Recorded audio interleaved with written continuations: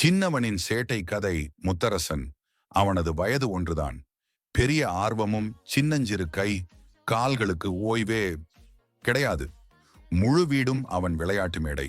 அவனது அழகான மான் விழிகள் எழுந்தது முதல் தூங்கும் வரை அவன் செய்யும் சேட்டைகளுக்கு அளவே இல்லை.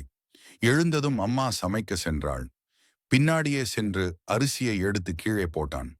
உடனே வெளியே எடுத்து வந்து விளையாட்டு காட்டினாள். பின் அடுக்கி வைத்திருந்த துணிகளை கீழே எடுத்து போட்டான். தண்ணீர் குடத்தை கீழே தள்ளினான். காய்கறிகள் முழுவதையும் அங்கும் இங்கும் வீசினான். சரி என்று வெளியே எடுத்துச் சென்றாள். உடனே அவன் அப்பா வெளியே செல்வதைக் கண்டு அழுகத் தொடங்கினான். அதனை சமாதானப்படுத்த ரொம்ப நேரமானது.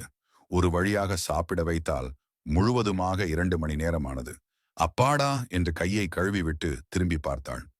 கீழே இருக்கும் குப்பைகளை எல்லாம் எடுத்து தன் மீது போட்டுக்கொண்டு அம்மாவை பார்த்து சிரித்தான். அம்மா சோர்வாகி, ஏன் இப்படி செய்கிறாய்? சும்மா இருக்கவே மாட்டாயா என்று மிரட்டினால் புரியாமல் சிரித்தான். ஆனால் மீண்டும் சேட்டைகள் செய்ய ஆரம்பித்தான். கோபத்தில் அவள் அம்மா ஒரு அடி வைத்தாள். குழந்தை ஓ என்று அழுதது குழந்தையை மிகவும் கஷ்டப்படுத்தி சமாதானம் செய்தாள். அந்த சமாதானத்திலேயே அவன் உறங்கிவிட்டான்.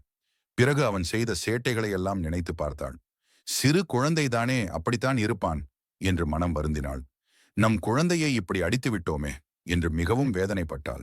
உறங்கிக் கொண்டிருந்த குழந்தையை மடியில் எடுத்து வைத்துக்கொண்டு செல்லமாக கொஞ்சிக் கொண்டே அழுதாள். அவன் கன்னத்தில் முத்தம் வைத்தபடியே அவனது அம்மாவும் உறங்கினாள். மீண்டும் காலையில் எழுந்தாள். வழக்கம்போல் அவனது சேட்டைகள் தொடர்ந்தது.